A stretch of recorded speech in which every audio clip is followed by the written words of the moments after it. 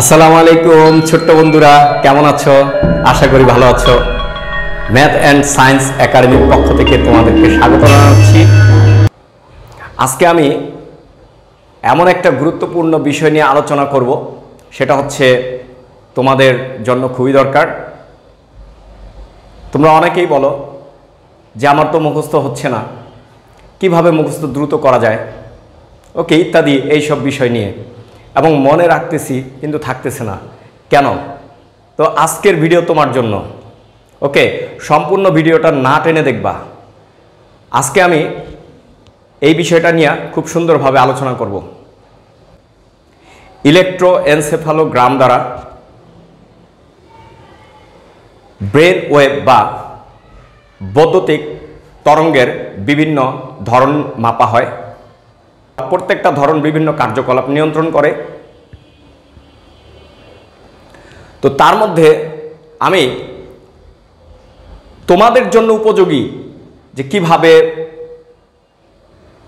কিভাবে মুখস্থ শক্তি বাড়ানো যায়, কিভাবে মনে রাখা যায়, এই স্টেজটা নিয়ে আলোচনা করব। তো তোমাদের জন্য যেটা দরকার হচ্ছে শিক্ষার্থীদের জন্য আলফা স্টেজটা, 8 থেকে 12 ফ্রিকোয়েন্সি। এই আলফা স্টেজের মধ্যে, আলফা স্টেজে আমাদের মনটা শান্ত থাকে, যে কোনো কাজে মনোযোগ দিতে পারি এবং মুখস্থ শক্তিও আমরা বাড়াতে পারি। এই স্টেজটা আমরা কিভাবে আনব? আমাদের ইসলাম ধর্মে বিভিন্ন ধরনের যে নিয়ম কানুন রয়েছে, এর মাধ্যমে আমরা এই স্টেজটাকে, আলফা স্টেজটাকে আনয়ন করতে পারি এবং আমরা আমাদের পড়ালেখার মধ্যে মনোযোগ দিতে পারি এবং মুখস্থ বিদ্যাকে বাড়াতে পারি। তো প্রথমে হচ্ছে নামাজের মাধ্যমে।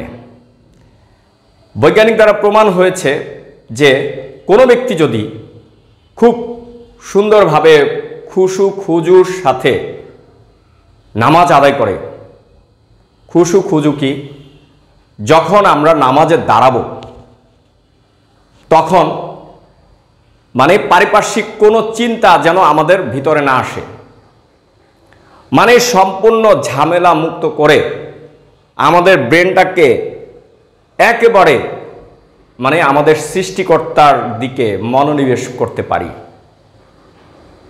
সেটাকেই বলে খুশু খুজু।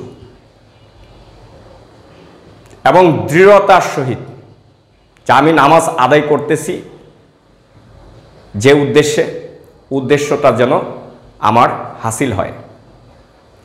এবং সেই নামাজের সময় আমাদের যে কোরআন তালাওয়াতটা করি, আমরা বিভিন্ন সূরা পড়ি, সূরা ফাতিহা। দেখো, সূরা ফাতিহার মধ্যে আলহামদুলিল্লাহ, বিসমিল্লাহ, এই শব্দগুলি দ্বারাও কিন্তু আমাদের যে ব্রেনটা মেডিটেশনাল একটা স্টেজে চলে যায়। এটা কিন্তু বৈজ্ঞানিক দ্বারা প্রমাণ, আমার কথা না। ওকে, তাইলে এই কোরআন তেলাওয়াত আমরা যে করি নামাজের মধ্যে, সেটাও যাতে তাসবিহ সহ হয়, যে কোথায় থামতে হবে, কোথায় কোনভাবে টানতে হবে, সুন্দর সুর দিয়ে পড়তে হবে, যেই সুরটা হচ্ছে আমাদের কোরআন তেলাওয়াতের জন্য দরকার, সেইটা হচ্ছে ব্রেনের যে মেডিটেশনাল স্টেজটা গ্রো করে দেয় এবং আলফা স্টেজে তৈরি করে। ওকে, তারপরে আরেকটা হচ্ছে, দ্বিতীয়ত যেটা বলছি, নামাজের মধ্যে তো কোরআন তেলাওয়াত করবই, আবার এমনিতে যদি আমরা কোরআন তেলাওয়াতটা করি, তাইলে এই যে আলফা স্টেজটা আসলো, এটা আরও মানে বৃদ্ধি পায়।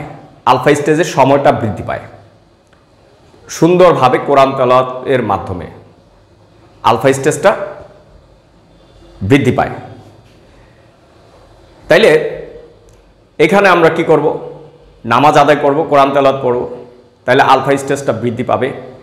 দেখো একটা জিনিস, মাদ্রাসায় কিন্তু এই কাজটা করে, ফজরের নামাজটা আদায় করে বাচ্চাদের কিন্তু ঘুমাতে নিয়ে যায় না, বাচ্চাদেরকে পড়তে বসায়, কারণ তখন আলফা স্টেজটা হয়েছে কি পড়ায়? কোরআন তেলাওয়াত করায়।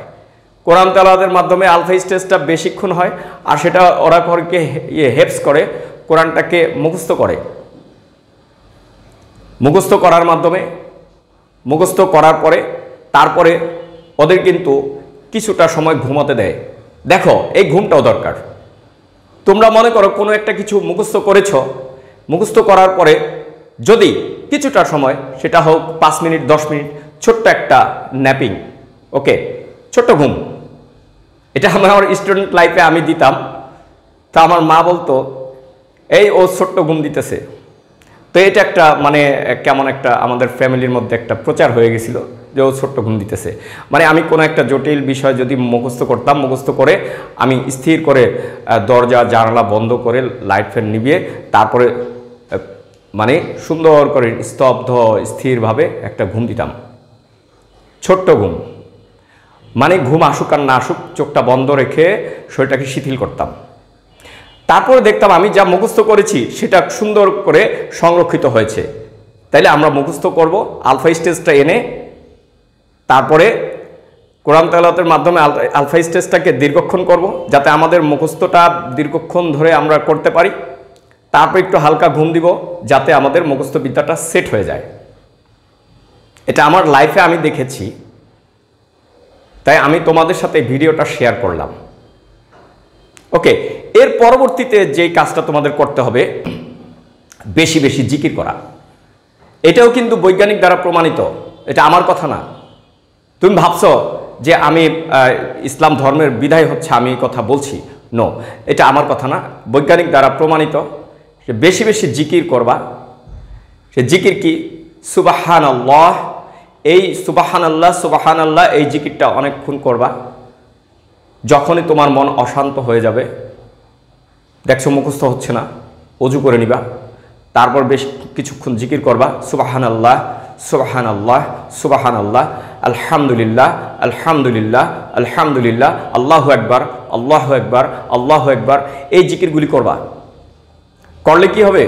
তখনই তুমি দেখতে পাবা তোমার ভিতরটা শান্ত হয়ে গেছে, হৃদস্পন্দনটা নর্মাল হয়ে গেছে, স্বাভাবিক হয়ে গেছে, তোমার যে দুশ্চিন্তাটা দূর হয়ে গেছে।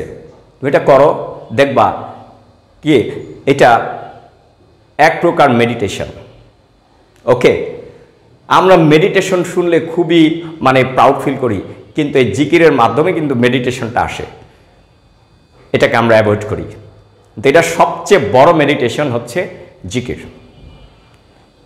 ওকে, তাহলে ছোট্ট বন্ধুরা আজকে থেকে এই কাজগুলি করবে। এবং আরেকটা কাজ বলবো, সেটা দ্বারাও তোমার মনটা শান্ত হবে এবং আলফা স্টেজ বৃদ্ধি পাবে। দোয়া এবং মোনাজাত করা। দোয়া, তুমি যদি কারোর জন্য দোয়া করো, ধরো তোমাকে কেউ মেরেছে বা বকেছে, তুমি তার একটা বিপরীত প্রতিক্রিয়া না করে তুমি তার জন্য দোয়া করো আল্লাহর কাছে, যে আল্লাহ ওকে ভালো করে দাও, ওর ভিতরে ভালো বুঝ দাও। তুমি যখন অন্যের জন্য চাইবা, তোমার ভিতরে কিন্তু ওর জন্য যে অন্তর দহনটা করবে না। তুমি যদি ওর প্রতিশোধ না নিতে চাও, তাহলে তোমার ভিতরটা শান্ত থাকবে। এটা বৈজ্ঞানিকদের কথা, বিভিন্ন মনীষীদের কথা। ওকে, তুমি যখন অন্যের ভালো চাইবে, তোমার শত্রুরও ভালো চাইবে, তখন তোমার মনটা শান্ত থাকবে। তখন তুমি যে কোনো ভালো কাজে মনোযোগ দিতে পারবে। ওকে, এবং পাশাপাশি নিজের জন্য দোয়া করবে যে আমার মনটা যেন শান্ত থাকে, আমি যেন মুখস্থ করতে পারি, আল্লাহ আমার মুখস্থ বিদ্যা বাড়ায় দেন। ওকে, এই সব তুমি দোয়া করবে। এটাই হচ্ছে সবচেয়ে বড় উত্তম দোয়া। একটা রোজা রাখা, রোজা রাখার মাধ্যমে আমরা আমাদের শরীরের যে মানে টক্সিক উপাদানগুলি রয়েছে, এগুলি রোজা রাখার মাধ্যমে নিয়ন্ত্রিত হয়।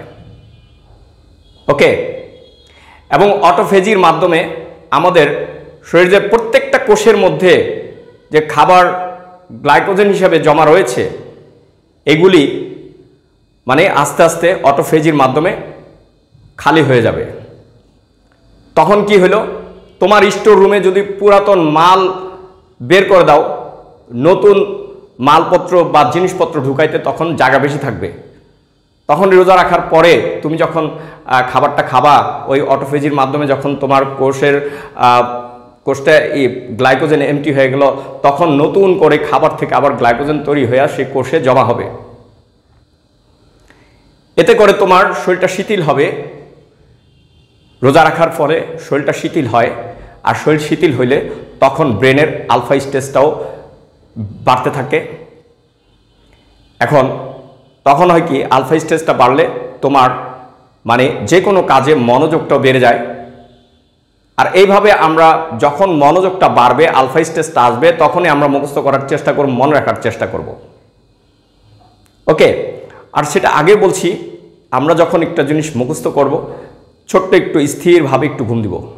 আবার আরেকটা জিনিস মানে পড়ব না, একটু স্থির থাকবো, চুপচাপ থাকবো, শান্ত থাকবো, মানে তারপরে আবার ফ্রেশ করে উঠবো, দেখবো যে আমাদের ওই জিনিসটা মনে বা মুখস্থ হয়ে গেছে। ঠিক আছে? আর মুখস্থ করার ক্ষেত্রে তোমরা যেটা করবা সেটা হচ্ছে, যদি বায়োলজির ব্যাপার হয় বা জীববিজ্ঞানের, তাহলে তোমরা আগে করবা কি, চিত্রটাকে আঁকবা 2-3 বার, আইকা লেবেলিং করবা। চিত্র আইকা লেবেলিং করার পরে দেখবা তোমাদের ওই যে এটা চিত্রটা ব্রেনের ভিতরে ঢুকে গেছে। তারপর তুমি ওইটা একবার রিডিং করো, দেখবা অটো মুখস্থ হয়ে গেছে, কঠিন কিছু না। ইতিহাস পড়ো, ইতিহাস পড়ার সময় তুমি গ্রাফ চার্ট করবা, ওইটা এনকোডিংটা, ব্রেনের এনকোডিংটা সবচেয়ে সুন্দর হবে। এবং এনকোডিংটা তুমি যখন সুন্দর একটা এনকোডিং তোমার ব্রেনে পাঠাইতে পারবা, তাহলে কি হবে, তোমার ব্রেনে ওইটা স্টোরেজ ক্ষমতাও বাড়বে। ওইটা সুন্দর করে তুমি এতগুলিকে যদি একটা ছোট্ট একটা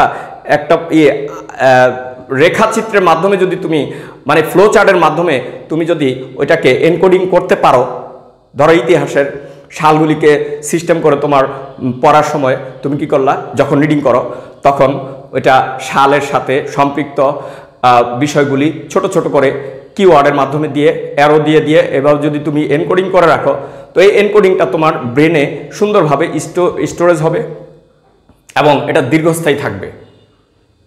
ওকে, তারপর তুমি ছোট্ট একটা বিশ্রাম নাও, তাহলে দেখবা ওই জিনিসটা সুন্দরভাবে অনেক দিন পর্যন্ত দীর্ঘস্থায়ী মনে থাকবে। ওকে, তুমি এটা করে দেখো, দেখো হয় কি না। আজকে থেকে স্টার্ট করো। ওকে, তাহাজ্জুদের নামাজ বা নফল এবাদত করা, ঠিক আছে? তো নফল এবাদত করলে হবে কি, যখন তুমি একেবারে গভীর রাত্রে মানে মধ্যরাত্রে, রাতের শেষ ভাগে যখন তুমি উঠবা, তখন শরীরটাও ফ্রেশ থাকবে, মনটাও ফ্রেশ থাকবে, তখন সব কিছু নিস্তব্ধ থাকবে, সব কিছু স্তব্ধ। তখন তুমি একমাত্র সুন্দরভাবে খুশু খুজুর সাথে নামাজ আদায় করতে পারবে এবং আল্লাহর কাছে চাইতে পারবে। ওকে, যত সৃষ্টিকর্তার কাছে চাইবে, সৃষ্টিকর্তা তত তোমাকে দিবে। ওকে, সৃষ্টিকর্তাকে নিয়ে যে যা চিন্তা করবে, তার সাথে সৃষ্টিকর্তা সেই আচরণই করবে। এটা পরীক্ষিত এবং প্রমাণিত। ওকে, আমি অবশ্য পরবর্তীতে বিভিন্ন ফেজ নিয়ে, এই যে আরও যে ধাপগুলি আছে সেগুলি নিয়েও আলোচনা করব, যে এক একটা ধাপ এক একটা কাজের জন্য মানে প্রস্তুত করা যায়। ওকে, আর আমরা এইভাবে অনেক শিখরে, অনেক উঁচু শিখরে আমরা পৌঁছাতে পারি। তো আজকে আর বেশি বকছি না, ধন্যবাদ আমার সাথে থাকার জন্য। আসসালামু আলাইকুম।